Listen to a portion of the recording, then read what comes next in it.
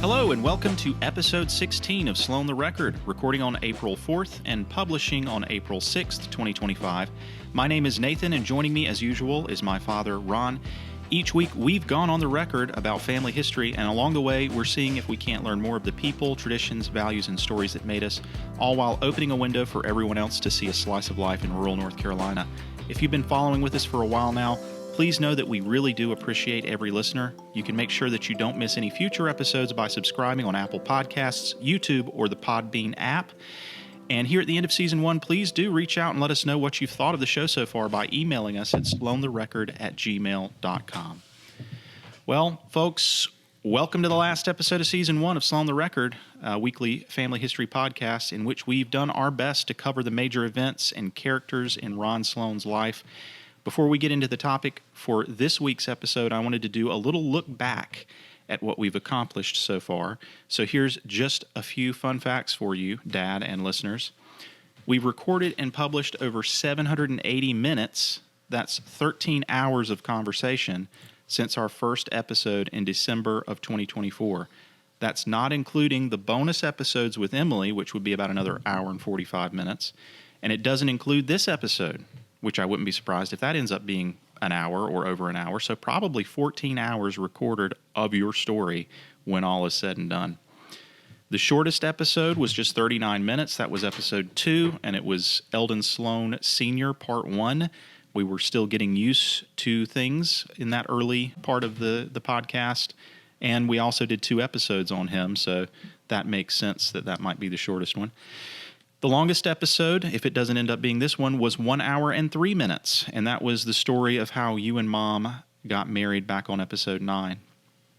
We have reminisced about everything from the people and events that took place before you were born with your parents and grandparents, all the way to the modern day with Sloan Communications and the birth of Ronan. So 16 episodes, we're finally here. What do you think of all that, Dad? It's been really, I guess, strangely interesting to me, because it's not many times in life that you are pushed to go back and recall in the detail that we have through this. And that's been it's been kind of an interesting journey for me, to look back at these things, and you always realize the influence that people have on you when you do that. The things that so many people in this that we've talked about, and so many people we haven't even talked about, that I've thought about since doing this, that make you realize how much relationships affect your life and the difference they make for you. Is there an episode that you think of particularly fondly of having done, or are they all about the same in your mind? I think they're all pretty much the same. I think the ones about Dad to this point were especially good for me to go back over and go through. And you know what he went through, and there towards the end of his life, what he went through, and how, out of one of the hardest times any of us had ever gone through came some of the greatest blessings we'd ever experienced. That was it's always good to go back and look at that, because it's so easy for all the things of the world to kind of coat over spiritual things and let them drift out of your peripheral vision. But going through it kind of brought that back into focus for me. Good. Well, for me personally, I did this, as we stated in episode 1. I'd kind of wanted to do a podcast for a long time. And I didn't have a subject or anything to do, because, every millennial in the world wants to do a podcast, and I'm like the last one to jump on the bandwagon. But I finally found a subject and somebody willing to be interviewed in my dad. And because Ronan was coming along, I didn't know he was going to be named Ronan at the time that we started this thing. But he was coming along, and I thought this would be a cool way to share family history with him one day. If he's ever interested in listening back to it, hopefully he will be, or with other family members, or just friends and people in the community. And I've been pleased that it's not, I never had any intention of other people really listening to it, but there have been a few people, 5 to 10 people, somewhere in the ballpark.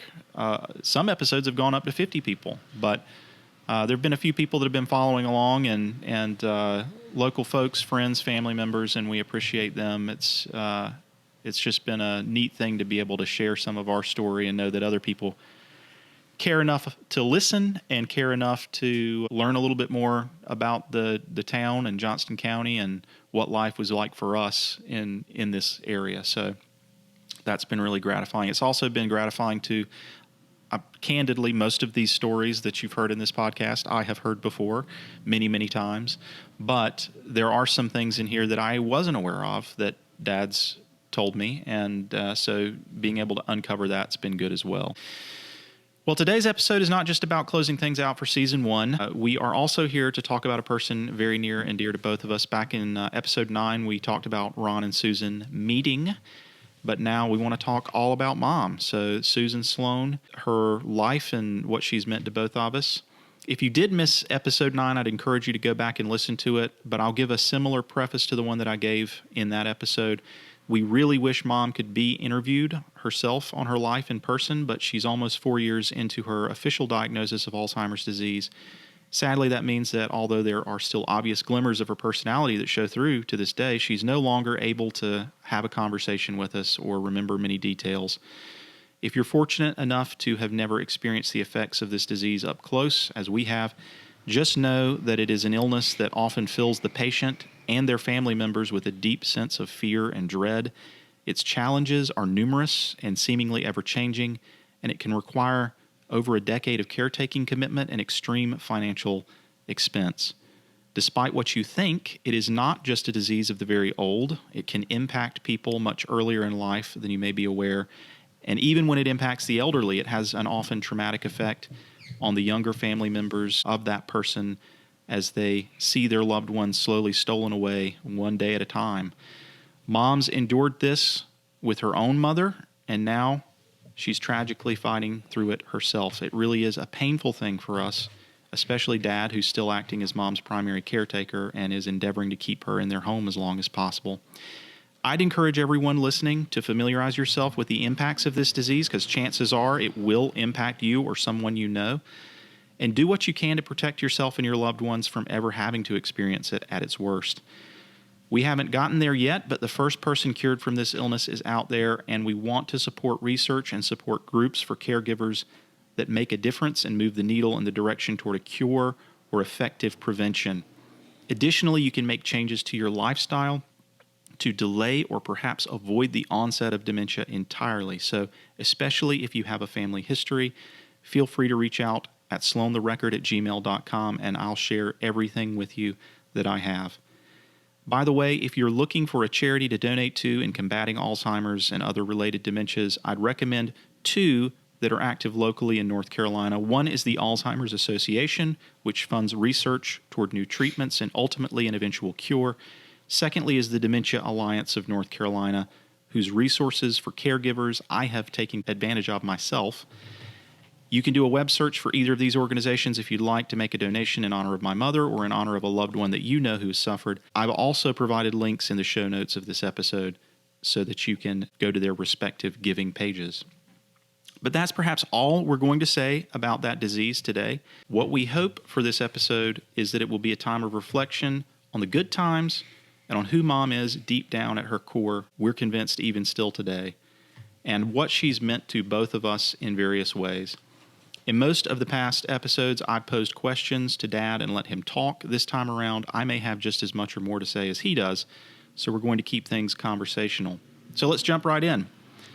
How would you describe Susan Searle Sloan? Well, I have a list of traits and things about Mom that I've compiled, and I'm going to go through them and share some stories. And Dad, you can either agree or disagree or modify my statements as you see fit, and share any stories that you may have or points that may come to you as we talk through this. So here we go in no particular order. Let's talk about Mom. So as a mother, to me, she was a deep well of love that was seemingly inexhaustible. So pretty much exactly what you'd want a mom to be. And we've talked about how she could get frustrated with us kids, but ultimately, when it mattered most, she came through with boundless love and affection for her family, and it was downright defensive of us when she felt she needed to be. So with her, you always knew you had someone in your corner if there was an outside issue that was giving you trouble. Would you say that's a fair statement? Absolutely. Yeah, I saw in her, several different times when she surprised me, when you mentioned, being defensive. She was never defensive of herself. She could get pushed around by people at work and so forth, and she wouldn't push back. But if someone pushed someone she loved or got on them, she became an A-type right rather quickly. But she never was ugly to anybody. She would speak straightforward if she thought you were out of line or doing something wrong, or whoever it was that was in front of her. She just seemed to have this calm courage when it came to things like that surprised me. Yeah, I do see a little bit of that in my own personality, and sort of when the crap hits the fan, calm courage coming through. I remember I was in a Best Buy with Melissa, my sister, in college, and somebody was trying to steal a CD and took out a gun and fired it into the ceiling, and everyone panicked and were just running everywhere. But in my mind, everything just kind of went slow motion. I didn't panic. I was super calm. I took Melissa by the hand and said, "Follow me. We're getting out of here," and walked out the back of that store through the emergency exit. And it was wild. I mean, people were throwing their kids onto shelves and jumping on top of them, and it was just bizarre moment. But I wondered afterward, where did I get that sense of calm and sense of just taking care of business, moving through the options? And I think, not to say I think you wouldn't go to pieces and go crazy, but I do think I owe some of that to Mom and her behavior under pressure, behavior in serious situations, and her protective nature. Yes. She has come to my defense before and to other people that I've seen it. And it's always left me kind of like, whoa, where did that come from? Because she's pretty much an introvert.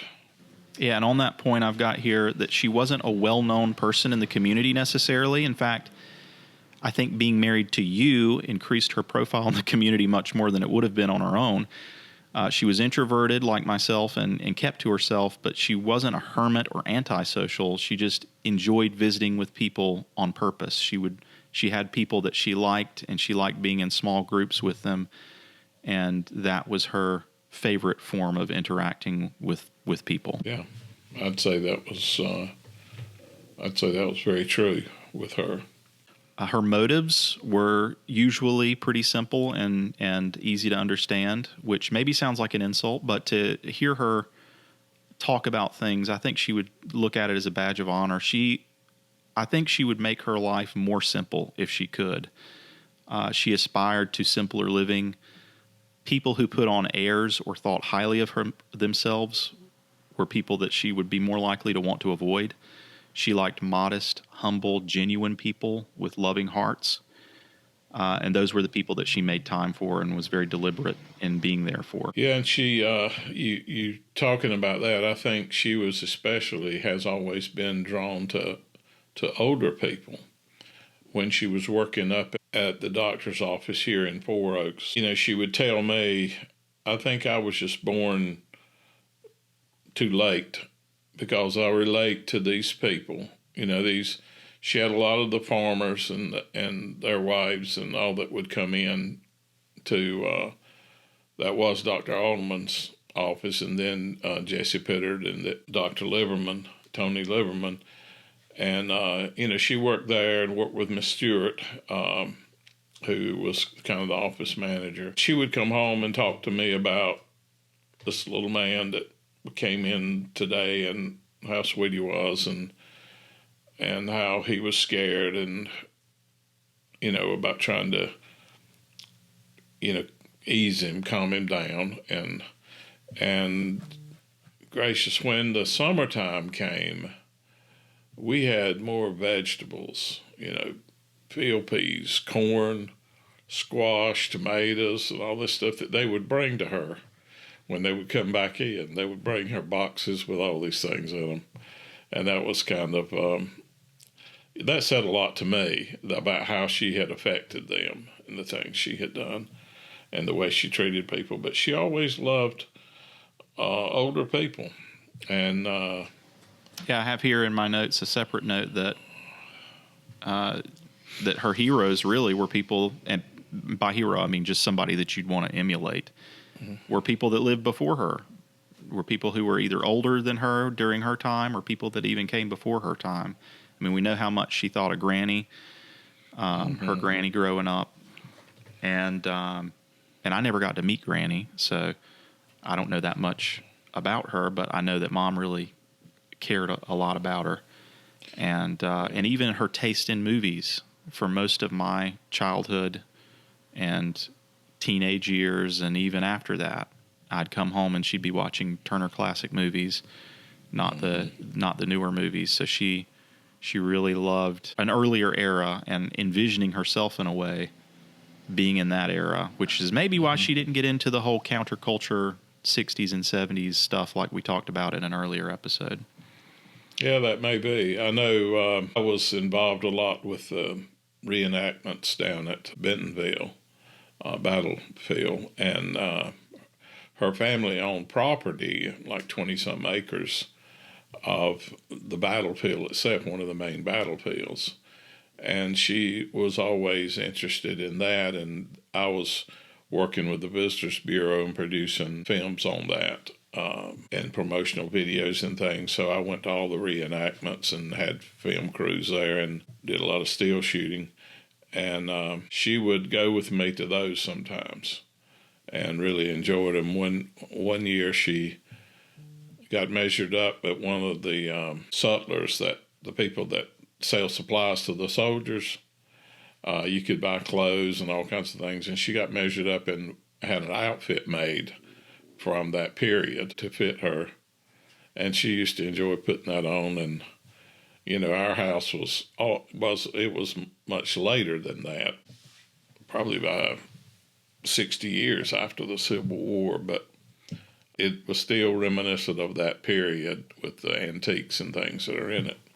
And she liked putting that thing on and wearing it around. And I always saw that as part of her thing about being born too late. She always felt like she belonged, I think, sometime back. But you mentioned Granny.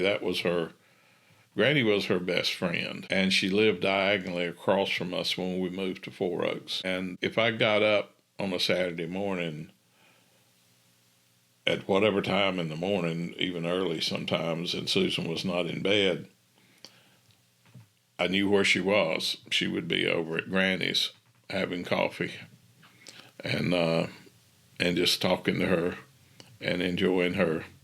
And thankfully, Granny enjoyed coming to our house too and spent a lot of time over there. And when I was working on the house, getting it ready for us to inhabit, Granny would come sit with me and watch me work, and she'd get up sometimes and say, I'll see you in a little bit. And she'd go back over to her house, and a little bit she'd come back and say, I got a little mess over there if you hungry. It ain't much, but maybe it's fit to eat.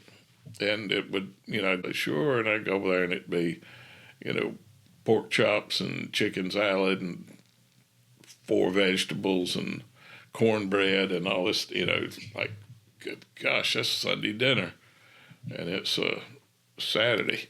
But she was a sweet little old lady. I enjoyed time with her and enjoyed what she meant to Susan. I knew that if Susan was over there, she was going to be in a good mood that day. Was Granny Grandma's mom? She was, yes, she was Betty's mother.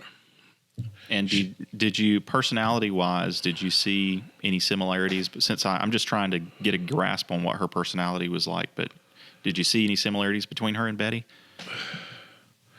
Between Granny and Betty, I'd say there's some base similarities. Their personalities, I've never really thought a whole lot about the sameness or the difference in their personalities, but Granny had a lot of mischief about her, and Betty had mischief about her as well. Betty wasn't as quick to act on hers. It didn't seem like as Granny was, but it was funny the things. Granny came over one day, and right after we'd moved over here, and I was burning leaves because we had 12 pecan trees, and I didn't want to rake them all up, and I didn't know what to do with them. I just moved here, so I was piling them up and burning them. And she came over there and says, "That's against the law. You can't do that here in town." I said, "What do you mean?" "I'm just burning leaves." She said, "Can't burn them. You can't burn leaves." So the law will get you for that. And I said, "Well, they ain't got me yet, and I'm going to finish this. I'm not going to put it out." And she said, "Well, I'm just telling you." I said, "Well, I appreciate you letting me know, but sort of like better to get forgiveness than permission, And that evening, the phone rang, and this little voice says, "Is this Ronald Sloan?" And I said, I knew immediately who it was. I said, "Yes." "And who is this?" "This is the law." Like that's the way the police would identify themselves, yeah. Yeah, and she said, "This is the law, and we've got a report that you've been burning leaves. We're going to have to come get you and take you in." And, of course, I feigned just being horrified, like, "Oh, no, I'm so sorry. What can I," and I just went on, and then she started laughing, at me acting like that. But she was interesting. She had a lot of mischief about her, doing little things like that. And Susan enjoyed that about her as well. And like I said, Betty had that little twinkle in her eye and that mischief like Granny did, but she didn't act on it. Well, when she said she invited you over for some little mess she had made, that reminded me a little bit of something that Grandma would say. She'd just say, "Well, I got me a little piece of something over here if you want to come eat it." Yeah. And yeah, I don't know if it's fit to eat. I could see both of them saying that. Right. Yeah. But you're welcome to it. Well, back to Mom. Mm-hmm. I'd say another note I have on here, her happy place was somewhere in the country. So she was raised in Four Oaks. She's the reason you're in Four Oaks and I'm in Four Oaks. She's been here. Mm-hmm. Her family's been here forever, the Searleses. But her happy place was not in the town. It was somewhere in the country. And she loved dirt roads, rolling pastures, cows in a field, a pretty house on a hill and a grove of trees. And specifically, there's a state-maintained road right up 301 off Parkertown Road called Iris Road. And I'm not sure if it's still a dirt road today, but her hobby, especially in her 50s and 60s, became just driving around the county and looking at these little pretty country places. And she'd go by herself a lot of the times, but sometimes she would take me or take you or take somebody else in the car and just, let's go to ride. And she rode me down Iris Road many times, calling it her happy road. Yeah. I have to imagine it reminded her maybe of a time when a lot of Johnston County was dirt roads and pasture land, and there was not the development that she started seeing in the 90s and 2000s. But she loved her happy road and other little happy places, and she really just loved imagining herself living out in the country somewhere. Yeah, I think her love for that ride may be rooted in her love for her dad. He was a long-distance truck driver. He drove for Jack Gardner, who was, interestingly, the brother of Ava Gardner, the famous movie star. And he had an oil distributorship. And Bill drove trucks for him going to the terminal in Wilmington and picking up loads, sometimes 2 runs a day. And so he was gone from home a lot. And I'm sure a lot of times when he came in, she was in bed. But on Saturdays, he would take her out to ride. And he had an old pickup truck, she told me, and she would stand up beside him. This is in the days before common sense and and safety demands, I guess you'd say, because I remember riding in the back window of our car and thinking that was the coolest thing in the world.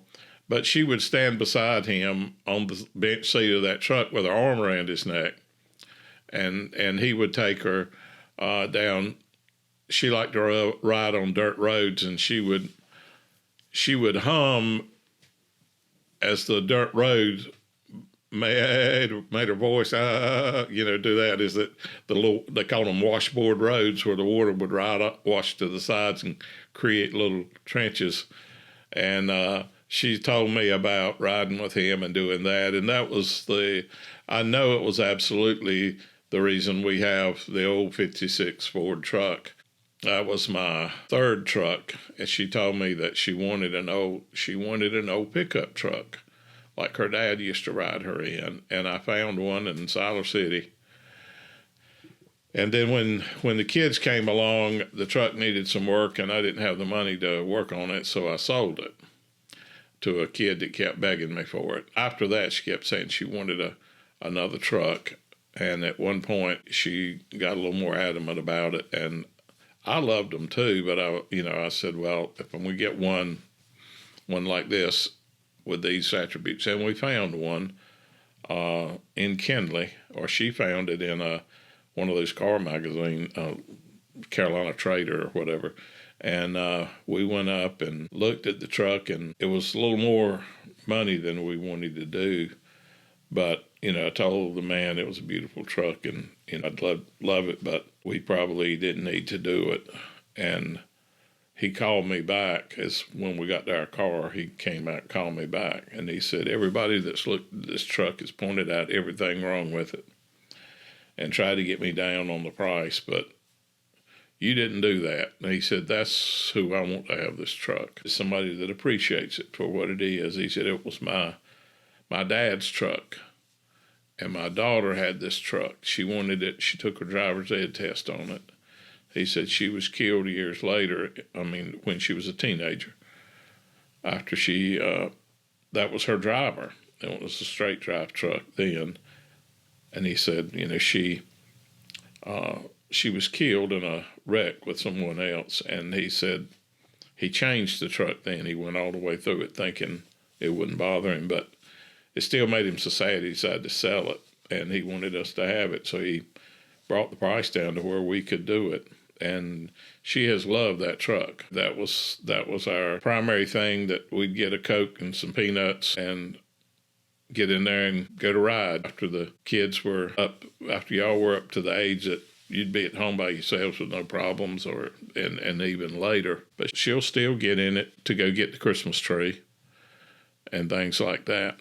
But she loved that, and after she retired, that was her hobby, was just driving. I don't know how many miles she put on that Toyota Highlander. We'd be over in another county, and she'd say, oh, there's a road up here I want you to go down. I'll show you a barn on it. I was like, how did you know about this? Well, all right. I tried to get her to go after a job with Google Earth, driving that little car that has the cameras on top. I said, they'll actually pay you to go down every road in the county and furnish your gas. But that's funny. Well, speaking of her hobbies, I know that she had other hobbies, and so just to rattle off a few of them that I'm aware of, and you can add any more, aside from just driving around, she liked gardening. She loved being outside, cleaning up gardening stuff. Maybe that's something that she shared with Granny as well. Mm-hmm. Absolutely. And so we have a nice garden in the side yard there at the house, and spent a lot of time in that. She got older, gardening got a little more difficult with mobility, so that kind of fell off more. But it was a good source of exercise. And I picked up gardening last year for the first time, and was surprised how much I enjoyed just being out, working up a sweat, getting weeds up out of the ground, and watching the stuff that you planted grow. Yeah. She also liked shopping as a hobby, retail hobby, specifically antiquing. Clothes shopping. A lot of people like clothes shopping, but antiquing was the thing that both of you shared, kind of as a shared interest, going to Gene's Antiques and finding something really old that you thought would look nice in your old house, and you sure have the collection to show for that. But eventually, you run out of space to buy new things. So the antiquing hobby kind of took a back seat after a while. And you mentioned her humming, though this is not maybe necessarily a hobby. I'll say she had a beautiful voice. I probably got to hear the best sung lullabies of anybody, because here I am with Ronan singing him lullabies, and I'm going, man, this is just trash compared to what I got to listen to growing up. She would go full into theatric operatic mode sometimes. Just, she wouldn't hold back. And loved her voice. She used it for church, and she'd sing in the choir, and she'd do some solos sometimes, but she never pushed it beyond that, even though I know I'm biased, but I think she could have done even more with theater, or even more beyond that, if she had studied it in school and pushed herself on it. But she loved to sing. She just was not a person that wanted to be up in front of people really singing, and she didn't have the confidence to push that, so that wasn't her personality. Yeah, she had and still has an amazing voice. She doesn't sing words now, but she hums. But, talking about getting up in front of people, she sang at weddings and funerals and different things people requested, but it was always with a sense of dread or nerves, because I don't know why she had no reason really to be nervous, because she had a voice that sounded professional. But the most amazing thing I think I ever saw with her voice was, we're talking about how much Granny meant to her, and Granny had told her she wanted her to sing in the garden at her funeral. And Susan told her that she would, but that was when the funeral didn't seem imminent. But the funeral, when Granny passed, Susan did that. And I sat there on that front pew when she got up, left me, and went up there and sang. And I've never heard that song sung any more beautiful. And just with such, you could feel the song. And her voice never wavered. I never saw a glimmer of a nerve or anything. And I thought that's where love is pulling her past all of her fears and all of her anxieties and everything else. Her love for that woman has pulled her past all of that and just given her the strength and the grace to pull this off beautifully.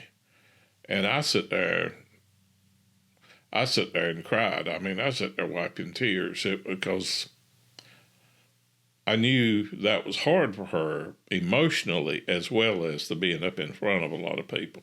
That's another one of the times when I saw that she was stronger than me. Tougher than I was. She would tell me when I would get nervous about being in a play or had a presentation going on or something, and I'd just be a bundle of nerves. Or when, heaven help me, I tried to do sports in church league basketball or whatever, and didn't have the same level of skill as some of the other people, and so I just was super self-conscious of it and wanted to withdraw and pull away from it. She'd just tell me, "Oh, you got that from me. I'm sorry, I passed that down to you." That's that's the exact same way I would act with this. Even if she was an old soul, she knew how to be playful and have fun. She wasn't stodgy. I guess that kind of goes back to even Granny having mischief and knowing how to have a fun time. I remember you and her rolling down a hill with me at Caswell on the side of a fort when you were both in your 60s. So she would have wild hairs and do things that she thought would be amusing or funny or fun. And she would remember funny stories, and if you got her laughing on something, she would want to just keep picking at it to pull it out and get as much laughter out of it as she could. And she'd remember those funny jokes and stories, like the shed spread country crock with Grandma and Granddaddy, or me calling the color of the den that y'all chose Mud Hut. And she would just every time she'd bring them up or whatever, she'd just go Mud Hut and just start busting out laughing like that was the most hilarious thing to her, that y'all spent all this time picking out this color. And that's what I came up with. But that's just an example of hundreds or thousands of different little things that she would get a kick out of. Well, and keep laughing about for years later. You mentioned that just gave me this flash of her tying to her grandmother and her mother with the mischief, because you mentioned in that day down at Cowsville, we were leaving Cowsville, and you were riding out to the gate with us, and she looked over at that last section of the fort that had that hill that was a pretty steep hill, and she said, I want to roll down that hill. I've always wanted to do that, to roll down that hill. And I said, are you kidding me? And she said, no, I would love to do that. So I pulled around and parked the car, and the three of us got out, and we went up the hill to the top of the hill. And I said, well, there you go. And she said, well, you go first so I'll know how to go, And I said, well, you can go down with me at the same time. She said, no, I want to see how you do it. So I lay down. I put my arms up over my head because I figured that's less of my shoulders banging if I rolling down. Well, what I did not anticipate was that the upper part of my body, with my shoulders being wider than the lower part, that I would not roll straight like a dowel, but I would make this big arc. The only hill I'd ever rolled down was probably a 5-foot difference in the altitude. And this was probably 20 feet or something more, and fairly steep, much more than I anticipated. And when I started rolling, all of a sudden I had no idea what was going on. And you were standing there watching. But if you remember, it slung everything in my pockets out. I didn't have anything. My knife was gone, all my coins. Wallet had slung out. So I was flipping pretty good. I mean, I ended up upside down, head down the hill when it rolled up and then rolled back some. It just made this wide arc. And she couldn't get her breath, and never had any intention of rolling down the hill. Oh, she rolled down it as well. She did roll down? I didn't remember her rolling. She rolled down right after you, and I rolled down too. So she may not have rolled as far down the hill, but she did get down and roll down the hill because, as you said, she'd been coming to Castle. She was a little girl. Yeah. And she wanted to get that experience. So that was just bizarre to me, was to see both of you rolling down that hill, because I'd gone down. I rolled down the Jockey's Ridge, which was really kind of terrifying. But I did that in my late teens, early 20s. And then I rolled much further down that first hill when you come into Castle through the gates. And I was going, are you guys sure you want to do this? But she just got it in her mind she wanted to do it. And both of you ended up doing it. So I may have been so brain rattled from that trip down I took that I didn't recall her going down, or maybe she went before I recovered. Yeah, maybe. But yeah, she went right after you, and maybe she learned from your mistake and learned how to do it a little bit better. But no, she was continuing along with the reminiscences here. She was a good listener and a good advice giver, as we've already kind of covered that she was a good defender of you, but she was also a good advice giver. She remained relatively impartial, and she told you like she thought it was.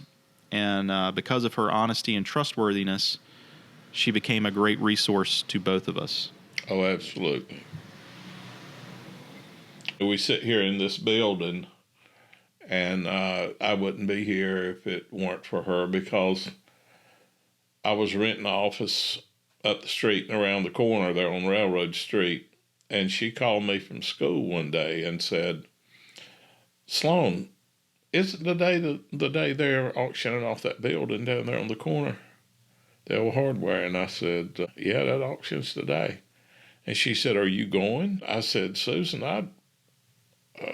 no, I'm not planning to go. I said, I can't buy a building. She said, well, you just never know what might happen. I think you ought to go. And I went over to Tim Grady's, because he owned the building here, and I said, Tim, do you have any idea how much that thing might go for or whatever? And he said, I sure don't. But he said, but I'll go with you to the auction if you want to go. And they auctioned off one side of the building that adjoined it. And this gentleman bought that, and then they started auctioning off this side of the building. And he leaned over to Tim, he knew Tim, and said, "Don't you want to go in with me on this?" He said, "I just want that small building. I don't want the 2-story building." And Tim said, "Well, I've already got a building." He said, "Well, I guess that's true." And I had sat there and realized when I saw what the things were going for that I had enough in my equity line that I could buy it. I was still kind of hesitant, though, because she hadn't said buy it or you can spend this much or whatever. So I decided rather than bidding against this man, I would let him, they recombined the buildings to see if it would bring more money. And instead of bidding against him, I just didn't bid. And so it was just his bid. And he bid the minimum they would take, and he bought it. And then I approached him and said, I heard, Tim came down here with me, and I heard what you said to him. I was going to see if you would consider doing the same thing with me. And so he came down to my office, talked to me. Long and the short of it is, I ended up buying the building from him. A few weeks later, it seemed like Susan always had this premonition thing of something that, she was telling me, I think you need to get an office of your own. And Brian McClam at that point had passed away, and it was really hard for me to go into that office without him being there. And she had been encouraging me to get something, but she hadn't talked to me about this building until she called that day. The next week, someone came in and told me they had bought the building that I was renting, and I was going to have to move out. And lo and behold, I had somewhere to go because I had bought this building. And I always kind of on that point that you just made about her premonitions or what have you. She was a spiritual.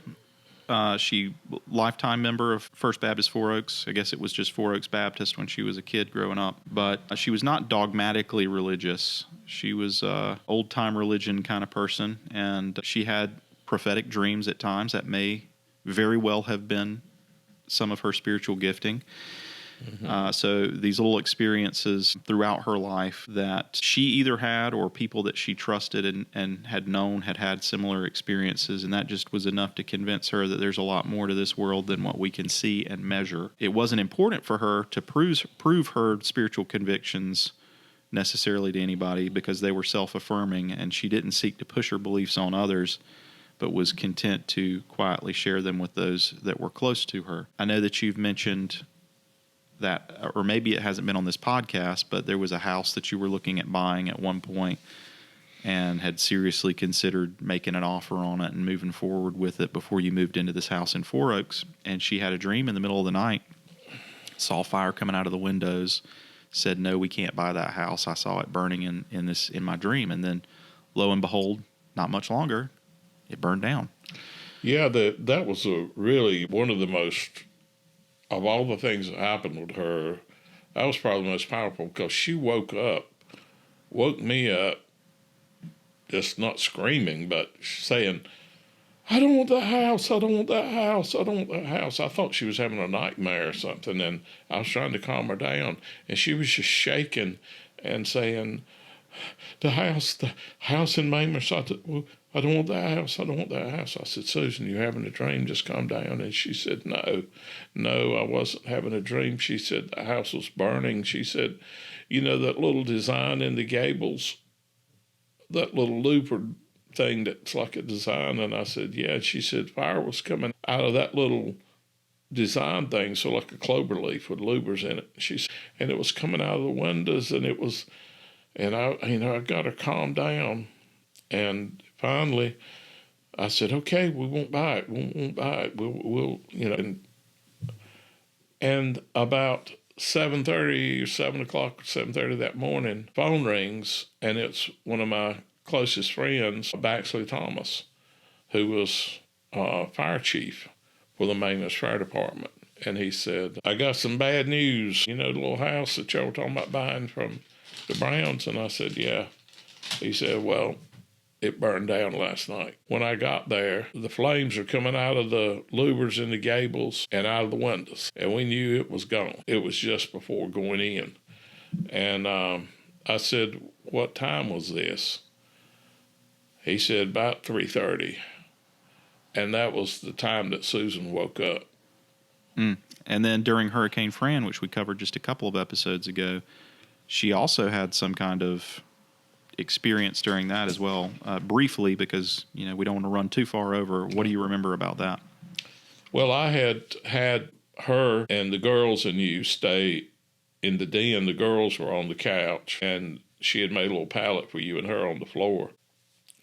I had gone upstairs and sat in a window seat facing where the direction the storm was coming, and I could see by the lightning bolts and stuff. I think I talked about that before, but she told me the next day, I was talking to her about praying, just sitting up there praying for us to be spared, and she said she had been praying for protection for her children, and she was trying to sleep, and she rolled over to check on you, and she said that there was this kind of pink red orb floating almost between the two of you, kind of over you.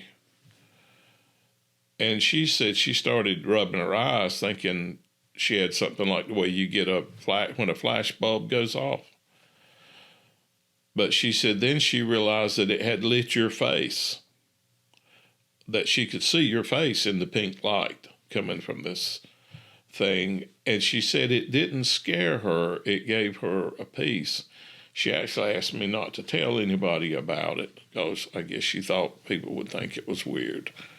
But, and I don't know if... And here you are telling the public. Yeah, well, I know. But, it's a part of her, these things that happen. And she said she got up and went to the kitchen, and it followed her into the kitchen, and she saw it reflected in the window. And she went back, and it went back with her in there, and she lay down with you. And that a peace came over her, and she went to sleep. And when she woke up, the storm was completely gone, and everything was fine. And, I told you in the episode before about how the house was, we had some windows broken from pecans flying across and hitting them, but no trees went down, no major damage when it was all around us. When you pray about something, you think it's your prayers answered. But I wondered after she told me about that if it wasn't her prayers that were answered, and that her faith was manifested in this, what she saw, this glow, this, ball of light. But she had another one time. It was before we were married, but she had moved in to that apartment at the top of the Bird's house. And Miss Bird would leave, go to work, and Susan come home from her job, and it was a long staircase on the outside of the house. I think it was 38 steps up, because it went from the basement level up to the second floor. And I think they had 12-foot ceilings, but it was a long ways up. And my Uncle Tracy had passed away, and his funeral was that afternoon. And Susan had a PTA meeting, and she had a part in that meeting, so she couldn't go to the funeral. And I'd gone to the funeral. We came back to my Aunt BB's, and his 4 sons were singing. First time they used to sing as a quartet, and they got together. It's the first time they'd all been together in decades. And one of them had a guitar, and they were singing out on the porch, and I just got kind of emotional, feeling about it, just thinking about how much Uncle Tracy would love to be there and hear that. And all of a sudden, I had this urge to call Susan, and I looked at my watch, and she was in the PTA meeting, and then it came on me again, really strong, to call Susan. I went through the same thing of saying, well, she's in that meeting, I can't call her. And of course, there were no cell phones then, and just landlines. And then a third time it came on me really strong. And I went in and asked Aunt BB if I could make a collect call on her phone, because that's when there was long distance. And she said, sure, honey, what's wrong? And I said, I need to call Susan. And she said, well, Susan's not home. She's at that PTA meeting, isn't she? And I said, yeah, I know, but I got to call her. And she says, well, you go right ahead. And I called the operator, and the phone rang, and it came off the hook on the first ring, and the operator said, "Will you accept a collect call from," and she didn't even finish. Susan was saying, "Yes, yes, please, God, thank you, yes." And I was like, "Susan," and she just started crying. And I said, "What in the world? What's going on?" And she said, "Someone has broken into my car, and they broke into and they cut the screen trying to get in the house." And she said, "I got down to my car and the door was open," which I knew I didn't leave it open. And I got in to go to the PTA meeting, and all the wires were torn out from under the dash to the ignition. And I knew what was going on, and it scared me, so I ran back up the stairs. And when I got up the top of the stairs, I saw that the screen door had been cut and unlatched. And as she said, everybody I knew, because she had just moved there, she said everybody I knew was at the funeral. My family were her only contacts over there.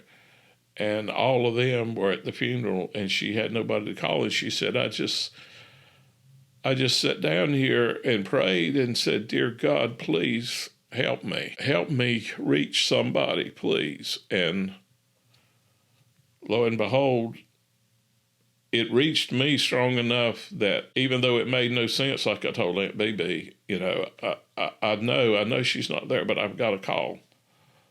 And I know she thought I was. Now, why do you think nuts. she wanted? Was she praying specifically for you to call her, or why do you think she wouldn't just call the police in that scenario? I don't know. I guess she was so rattled, and she didn't know they didn't have 911 then. You had to have the number for the police department. She may not have even had a phone book, because she had just moved in there. I think that might have been it, but she just realized she had nobody to call. And she said, "I just sat down and I was crying, and I just cried out to God and said, 'Please help me. Send somebody to help me.'" Well, it turns out that it was about 6 miles away, I guess, if it was that far, there was a prison. It's still there, state prison. And 2 inmates had escaped from the prison and got to the railroad track, and they followed that railroad track, which came right through the backyard of this house, down the hill about 100 yards. And so those guys came down and saw, the back of this house, and they were wanting to get a car or whatever they could get. And I hate to think if, they had gotten to her. But I came in and called the police. So I guess this was already after they had left, and she had come home from the PTA meeting, and she was just rattled because she didn't know if they were still in the house or whatever. Or if they had even gotten in the house. That it was between, she had come home from school at 3:00, and she was leaving about whatever the time was later to go to the PTA meeting. Or she'd come home about 3:30, and she was leaving about 4:30 to go to the PTA meeting. So it happened during that time. Well, those are just 3 examples of some kind of bizarre extrasensory seeming abilities and prophetic abilities that Mom, not always or often even, would exhibit, but sometimes did crop through in her life. And I know that dreams as well, she had some interesting dreams. I don't know if I could call them prophetic, but in one of them that she described to me, she was describing heaven and what it was like there and how you could fly. And it just felt, she just would get this look on her face when she was telling me, like she was remembering it, and she was so happy.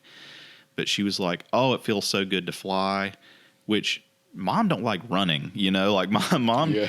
Mom was not somebody that would get on a roller coaster. She was terrified of feeling like any kind of movement that she was out of control of, I guess. But if she was in control of it in this dream and she was flying all around, I remember having that thought when she was telling me, it was like, "You don't even like roller coasters. Why do you like flying?" But she would just get this look of happiness when she was telling me about it. And she's like, "It's just love everywhere. You just feel love, and you can just think things, and people understand your thoughts, and everything just moves at this different pace." And it's not, for her, I don't think there was a lot of this. Now you got the internet, you can search up near-death experiences and you can read kind of similar ideas and thoughts, but at the time, that's not something that was widely distributed. So I don't think this is something she read about in a book or heard from somebody else and would have adopted some of these thoughts on her own. And maybe she could have. Dreams are subconscious stuff sometimes, but I always thought that was interesting. And if it is heaven and it's as good as she imagined it to be in that dream, that gives me a great deal of hope, and maybe just a little window into how good of a place that really is. Yeah, I remember her telling me about that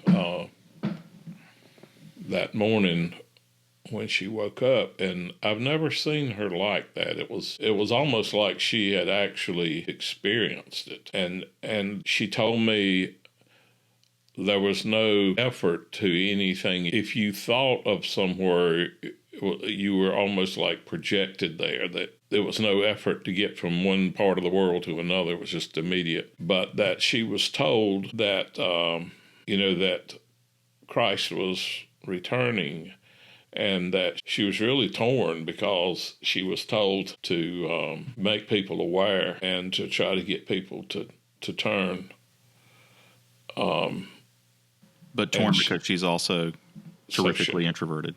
Yes, and she was just terribly introverted. And she found her place between that, and it was a bit unnerving to her, but students at school would talk to her, that some of them that had troubles and stuff and things, and she would witness to them, knowing that would be frowned upon. But after that, she felt so convicted that that's what she was to do, that she saw that as her opportunity and would witness to students and talk to them, one-on-one. She didn't get up in front of the classroom and do it. But when opportunities opened up and a child came to her with something they didn't know what to do about or whatever, and she would talk to them about praying and about getting God in their life and the difference it could make for them and so forth. She began to do that. And I know one of the most interesting things about that was she told me she was trying to describe to me how beautiful it was and, the different sensations. And she said this one thing. She said how loved she felt, just being in this saturating love. And it was so beautiful. Everything she was seeing was beautiful, and she said it was like this overwhelming, it was a beauty you felt as much as you saw, and that it was just an overwhelming sense of being loved. And then years later, when that thing happened to my dad said the exact same thing.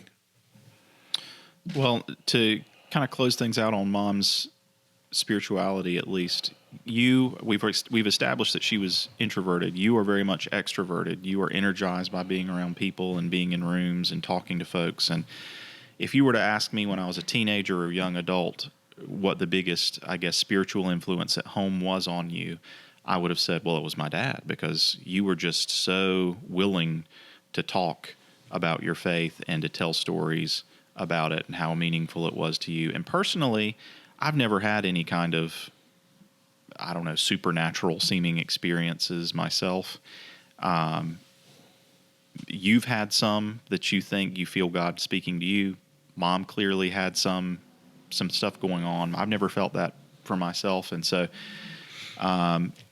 those stories kind of end up being something that you lean on for, well, hey, where's proof of this? Is this real? But I mean, at a certain point, you have to make your faith your own faith, and I think not intellectually, but I've had moments where I feel God's close and feel Him talking to me, and have had my own relationship in that way. But looking back on being raised in the faith, now more so than then, I think I see the importance of my mom's presence and her faith in my life, because she was the more practical applications faith person in that household. You mentioned in casual conversation yesterday how your dad used to read the Bible to you, but you kind of fell off of that bandwagon yourself. Well, Mom was the one that would always come with me, and when it was bedtime, make sure you say your prayers. I remember one time testing the waters to see if I could take the Lord's name in vain, and she was quick to tell me we don't do that, and that's why we don't do that. So like when the rubber hit the road and it was time to actually teach a kid a lesson about something and help them understand why you didn't, Mom was that person for me. As a little kid, especially with prayers and just this is what it looks like to live it out. I can remember her telling me, well, do you know the Lord's Prayer? And I was like, well, no. She goes, well, you need to memorize that. And for a week or 2 weeks or however how long it took, she would go line by line with me, teaching me different parts of the Lord's Prayer and getting me to repeat them back to her. And of course, I know it today because she took that time with me. And that tells me that that was important to her. Somebody went through that with her. And when you don't know what to pray and you're just thinking, I just want to pray something, she's going, well, I'm going to pray the Lord's Prayer because that's his prayer and that's something that I can do. And she wanted to pass that on to me. So I definitely have a much higher regard and appreciation for the spiritual influence that she was on me and how that's impacted me in my adulthood, even still today. Want to go ahead and say thanks for letting us go long. I knew this would happen, but we are going a little bit longer with this episode. We still have a little bit more to cover with Mom, and then we'll wrap things up. To Mom, there are good people and there are bad people. She didn't feel like you could lump groups of people together into good and bad categories based on race or external qualities necessarily, but she absolutely could judge you based on the fruit of your actions and on a case-by-case basis. She trusted her intuition about whether a person was good or bad, and I think, Dad, even you realized that intuition often proved to be valid. And she could get a read on someone in a relatively short amount of time, mostly just by observing them, not even interacting with them. So people who met her might have thought there wasn't a lot going on under the surface, but she lived up to the saying, still waters run deep. She would have plenty to say about what she thought about that person afterward to the people that she trusted. Would you say that's a fair assessment? Absolutely.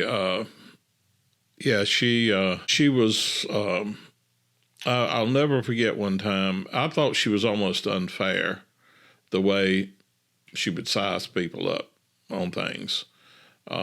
She wasn't critical of people or she didn't talk about people, but I remember the first time she came to my office at my new job, it was for a party or something, and she met my boss, and, he was this, looked like a GQ model, just really good looking, real blue eyes. Women just tongues hang out. He's like 6'2", bought designer suits right off the rack, and they'd fitted him like they were custom made, And when we were leaving, I said, well, go ahead and let me hear it. And she said, what? I said, how good looking he is and all. And she said, it's not attractive to me. I said, what? And she said, no, he's a narcissist. His appearance is all that matters to him. I said, that's unfair. You haven't even talked to him. You haven't said anything. She said, well, I didn't have to. I got kind of defensive about the guy and saying, he's a nice guy, he's friendly, he's funny, and da-da-da. And she said, I'm just telling you, he's not what you think he is. He's this and this and this. And years later, I realized she was exactly right. And with that same sense, she seemed to be able to comfort you about things and calm you. And, like when I lost my job, she never showed any fear. She only showed calmness. We're going to be fine. God's going to look after us. Don't you worry. Don't you? She was just, I couldn't imagine anybody being more comforting and more supportive. And, that's one of the things that I miss the most is conversation with her. Just talking to her about things. I could talk to her about anything. And it was just such a natural step from my mother was that way that, I could talk to Mom about things. And I mentioned in one of the things how my mother was the one who convinced me, well, the only way you're ever going to know is to date her, after I was telling her about Susan and how I'd met her and rode back and forth to school with her and all this stuff and how I enjoyed talking to her. And she said, well, you're just going to have to date her. That's the only way you're going to know. And then she and my mother became, she was my mother's best friend after that. She lost her grandmother. And my mother became her best buddy. And she would go to see my mother after she retired at least once a week. Go over to Lillington without me, She'd call me and say, I'm going over to see your mom. And sometimes she'd ask me if I could get away from work and go. And I did one or two times I went with them. But she was a wonderful comforter, as I know you can attest to. Oh, yeah, many times in my life. And Emily and I, she could tell, probably immediately that there was some kind of energy between me and Emily the first time that she met Emily. And she was like, you better watch out. I think something is going on there. Be careful with that. And if you don't want to move forward with something, because Emily and I were just friends when you guys first met her. And of course, for people who know me and Emily and were around us during that point in time, I think it was maybe more obvious to other people than it was to us initially that we were compatible. But both Emily and myself during our relationship, courtship, dating, and engagement, we had doubts about the relationship, primarily for me because of the age distance. There's 9-year gap between us, and to the point of Grandma Sloan, she was one of the ones that encouraged me. Oh no, 9 years! I know many people with that kind of age gap, and they have wonderful marriages that last their whole lives. But the conventional wisdom, sort of, in my mind at least, if it wasn't something that was prevailing, was that dating somebody that was just going into college when you were many years past college in your late 20s was a no-go. And I tell myself, oh, she's still got so much growing to do, and she's going to change. And so there was just this whole back and forth with me early on in my relationship with Emily. And then when we got engaged, Emily went through a period of that herself of, here I am, college-age student, and I'm engaged. What have I done? How have I gotten into this? And it was a dark period for me. And Mom, during that period, was one of the great comforters. She'd tell me things like, I think she would put herself in Emily's position and empathized with Emily and in the state of mind that she might be in. And Emily was going to be a teacher like she was. And she's like, she's just got a lot on her mind. She's got a lot she's dealing with, getting ready to student teach and getting ready to this, that, and the other. And there are people in your life that will think of things like that and tell you those things, and you know that they're just saying it to try and make you feel better. But with Mom, even if you thought she was wrong, you knew she wouldn't say it if she wasn't convinced of it.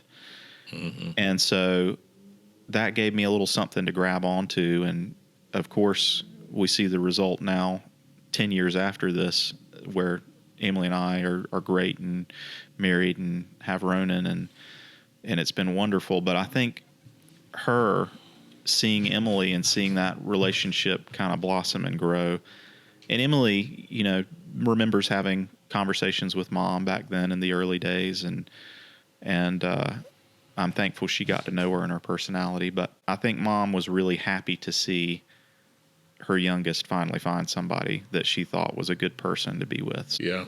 She had, that's again, like I was talking about before, she had instincts on people both ways. She had instincts about, I'm not comfortable with this person, you need to be careful. And she had instincts of knowing this person was good. And, she was that way with Craig, Elizabeth's husband now. Craig was real good friends with Melissa at college, and he would come down and visit and all. And right from the get-go, your mother took to him. And to this day, he's come in several times this week, and she can be where I can't do anything with her. I think she's really upset or ill about something, and she can't tell me what it is. And Craig walk in, and she'll just light up with the biggest smile.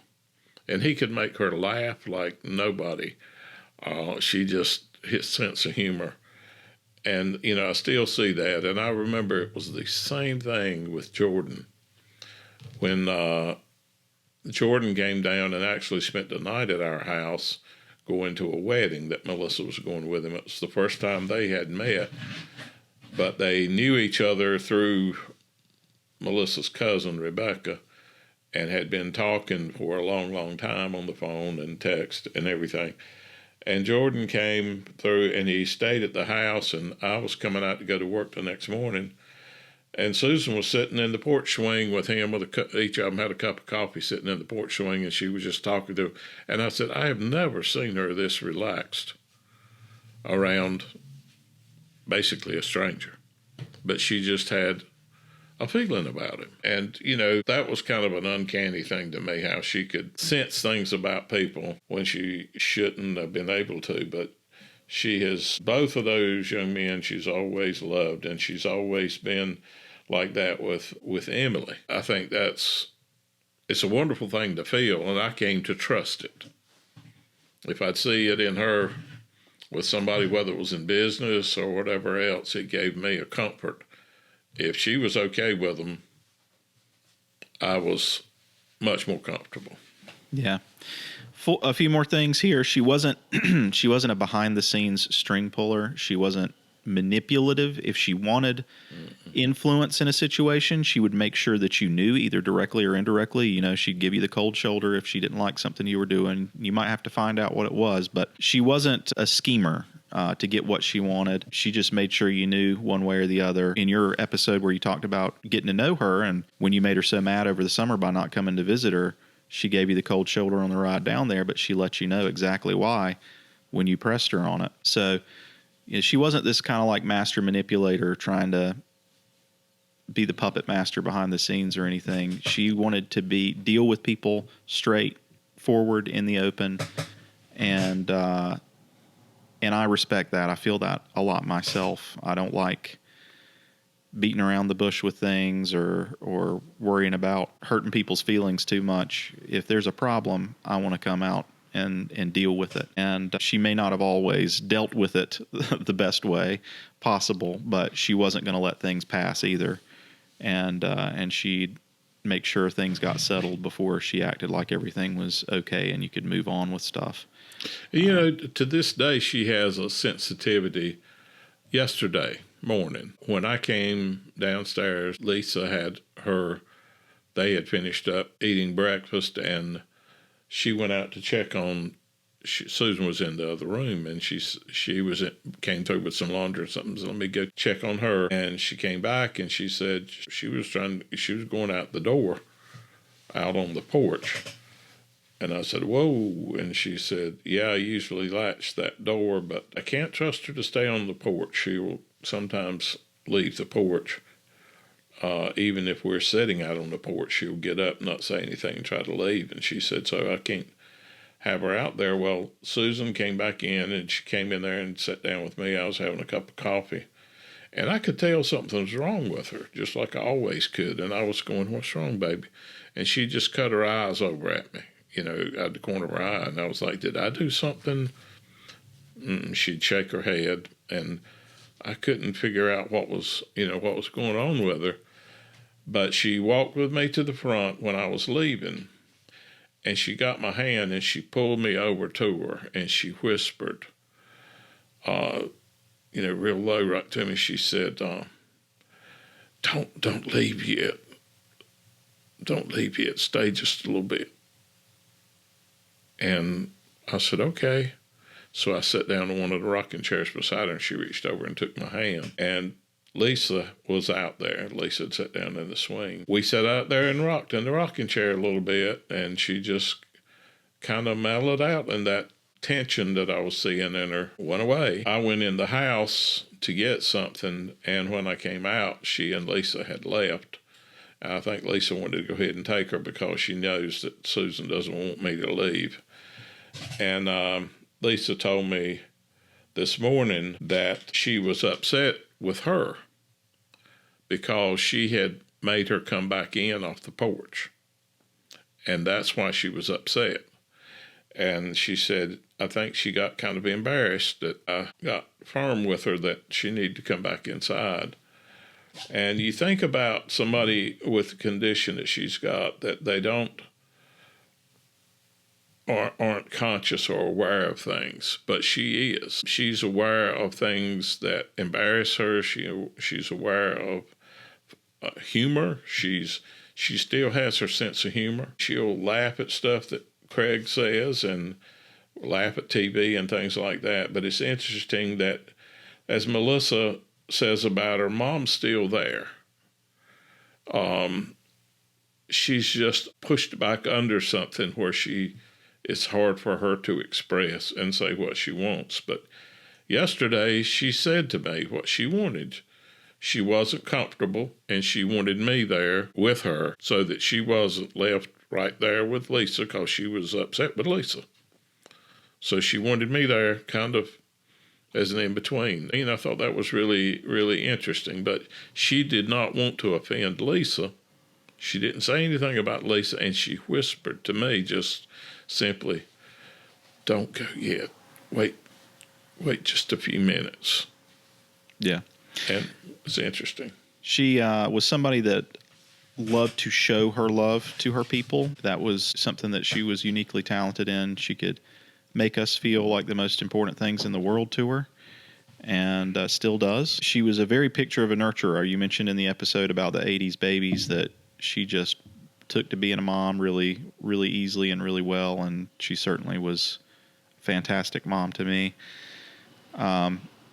I got the sense, maybe from the episodes where you talked about dating her, and also when she talked to me, your family was a very outgoing, come here, hug my neck, kind of touchy-feely, emotional kind of family, and maybe the Searles side was a little bit more reserved.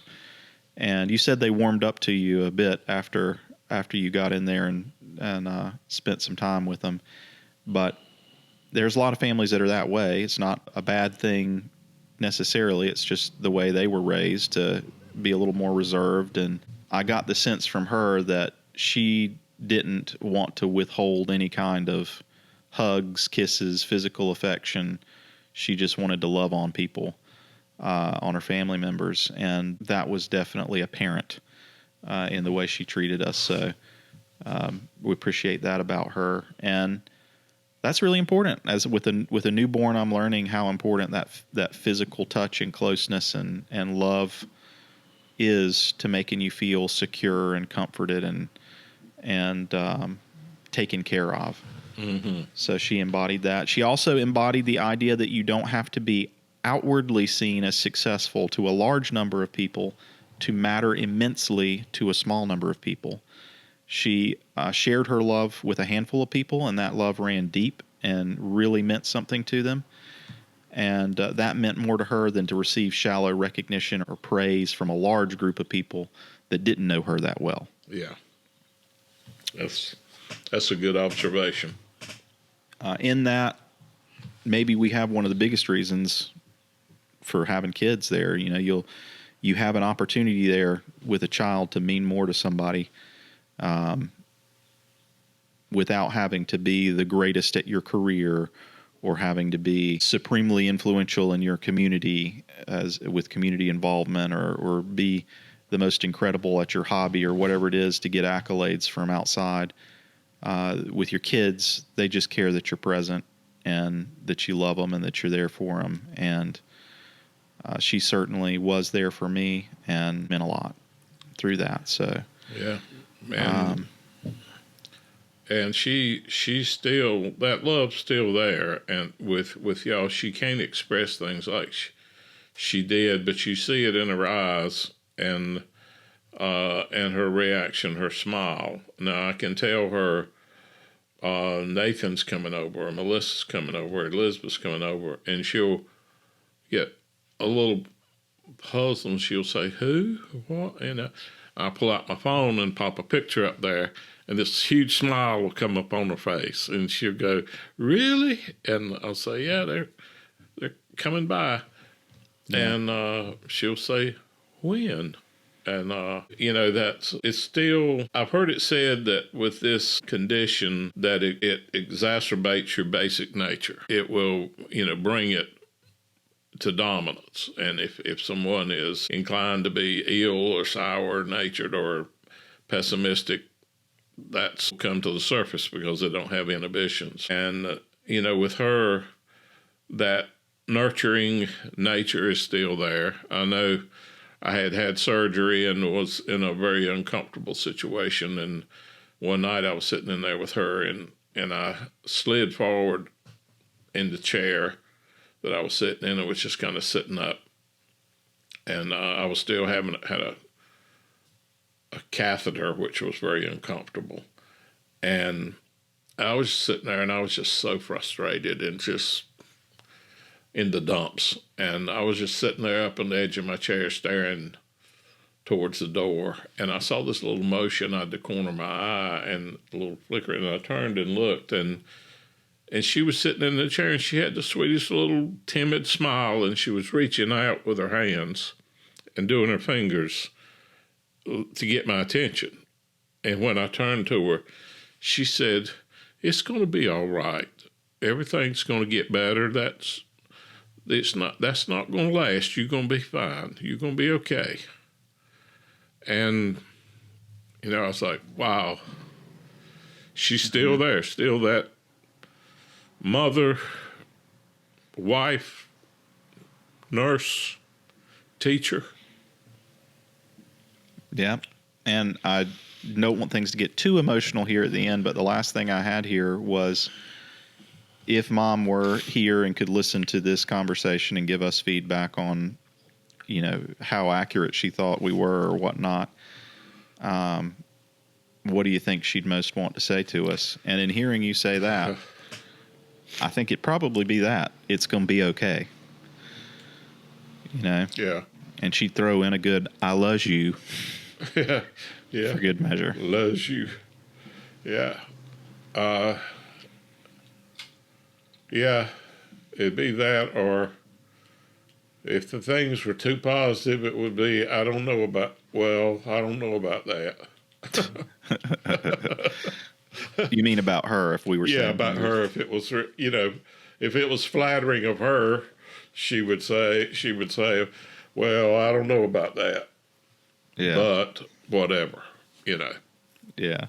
But this is Nathan in the edit, and I'm just going to add one other thing. Mom might be horrified that we did an entire episode focusing on her because she's a shy person and wouldn't like all the attention on her, but hopefully she understands that it'd be impossible to talk about our lives without talking about how much she's impacted them and how much we love her. So, sorry, Mom, but we had to do this episode. Well, there's a lot more that we could say. You can't capture everything from one person's life in an episode, but no. Hopefully we've captured enough to show how much she means to us and continues to mean to us and always will. Yes. Yeah, love never leaves you. Yep.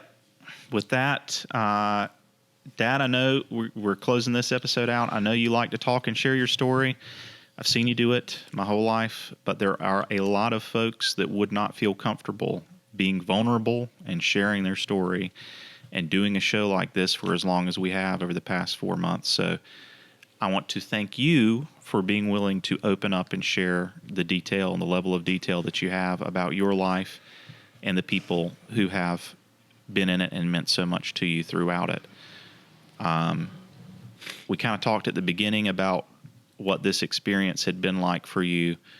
But in reflecting on it throughout this episode, are you glad that you've done this podcast? Are you, would you want to try and do any more? What is your overall take on having done it? And maybe if there's somebody listening out there that's thinking about doing it themselves and kind of worried about the emotional moments and how hard it might be to produce technically and all of that, would you say it's worth doing?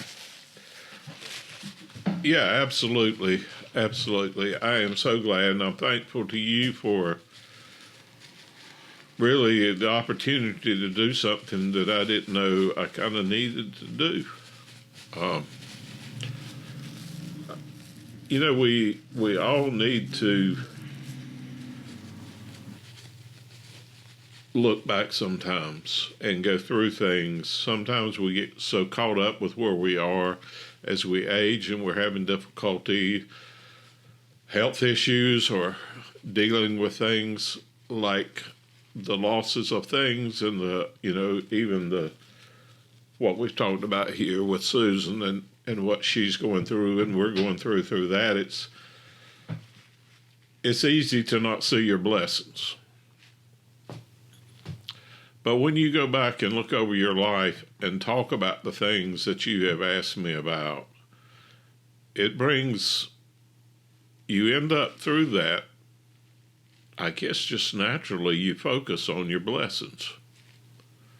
And it kind of, it's a counterbalance to the difficulties, and you realize how blessed you are. You realize how God has worked in your life and in other people's lives to really be a blessing to you and to help you through some tough times. And why would he let go? If he did this and he was with me through that, he'll be with me through this next level or this current level, whatever it would be. And I apologize. I know my voice is a little, just the emotion of it there. But I would encourage people to do this. And, there's a value to it also for your children and your grandchildren. If it stays there and lasts, I would think that there may be things going on in your life that if you put them down, there are things you've experienced and so forth that may help your children or your grandchildren get through things they're experiencing that they would never know otherwise. So I think it's a really good thing to do, and I would continue if you wanted to and had something else. You and I've even talked some about. There were a lot of things, people that were significant to me for different reasons that didn't come up in the flow of these conversations. That might be fun to go into some of those stories and just talking about individuals and people that cross your path, and some of them that have crossed mine and your paths together. There's it's been fun to be able to talk a little bit myself and bounce back and forth. So maybe if we do something in the future, we can do something that we can both talk and speak to a little bit more than your history, a large portion of which I wasn't there for. As we close out this episode, I just want us to thank those of you who have been listening as well along the way. We hope you're able to come back if we do come back and figure out a way to do that. If you do have ideas or feedback for us, please feel free to email me at sloantherecord@gmail.com and let me know what you'd like to hear. We appreciate the comments that we've already gotten, and anything else that's out there is just icing on the cake.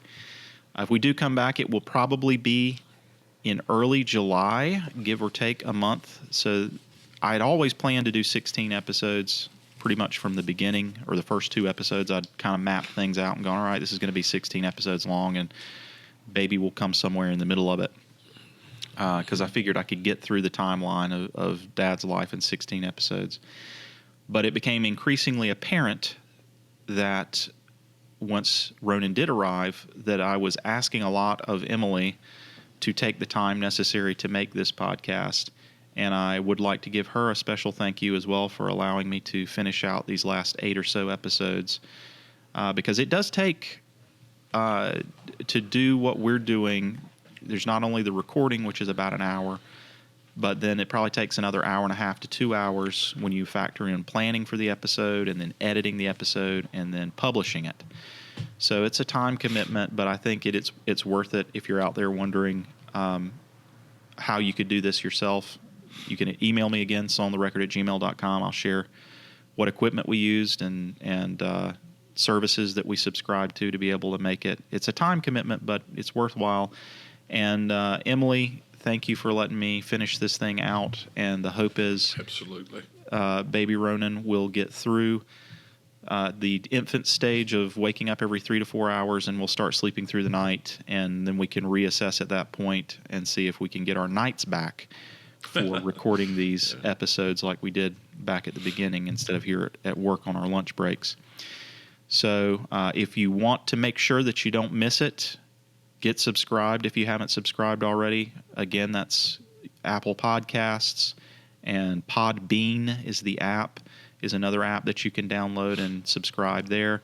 Just make sure your notifications are turned on, because who knows if we'll be back in June or July or August or when. Also want to throw out there, tentatively, it's not a done deal, but tentatively I have gotten an agreement from Emily's parents to do a third bonus episode when we travel up there, either for Easter or at some point before the summer. And they are first-time grandparents, so I would be very interested to get their feedback on the emotions, the feelings, the experiences that they've had becoming grandparents for the first time. And also, they're both deeply ingrained in the city of Southport, which is Emily's hometown, and it's a town that means a whole lot to me, and I hope it ends up meaning a whole lot to Ronan too. So I'd love to hear more from them on their feelings and their thoughts about that town. So if that comes, it might be in 2, 3, 4 weeks, something like that. So if you're subscribed, you will get a notification for it. And beyond that, it will be probably this summer before we come back, if we come back. As for me, I'm going to be turning 39 3 days after this episode publishes on April 9th, 2025. So wish me luck in the last year of my 30s. I will endeavor to be a healthier, happier version of myself. I've put on some weight here with the baby, and I want to keep myself as healthy as I possibly can be, and active and able to keep up with him. So I'm hoping that by the time I turn 40, I'll be a little bit better version of myself than I am right now, physically as well as emotionally and as a father. If for some reason we don't end up coming back after this episode, Dad, it's been a pleasure talking to you. I look forward to more off-the-record conversations, and I'm pleased that we were able to record all that we've been able to record of your story so far. If Ronan or any other relative or friends are listening back to this in the future, do you have any words you'd like to leave them with in regards to the time they took to follow along and listen to your story? Well, I guess for me it will be, thank you for allowing me to connect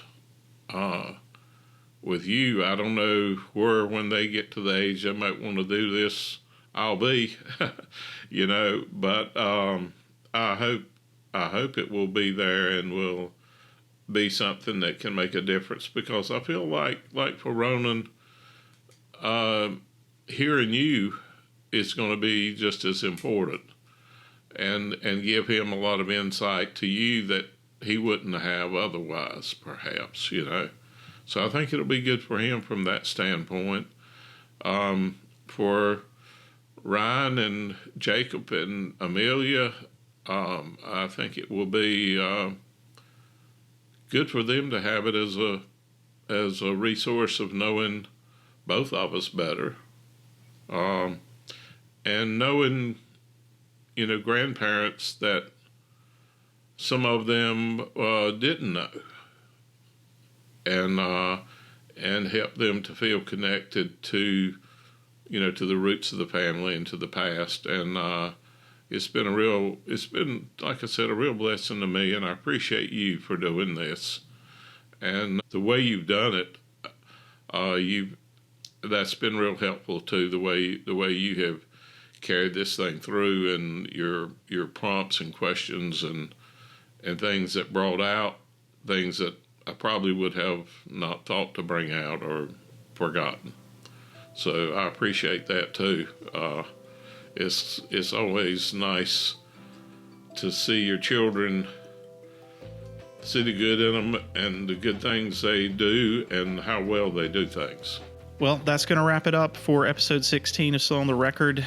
Again, get subscribed for any future episodes. Thank you for joining us along the way, and we will see you next time.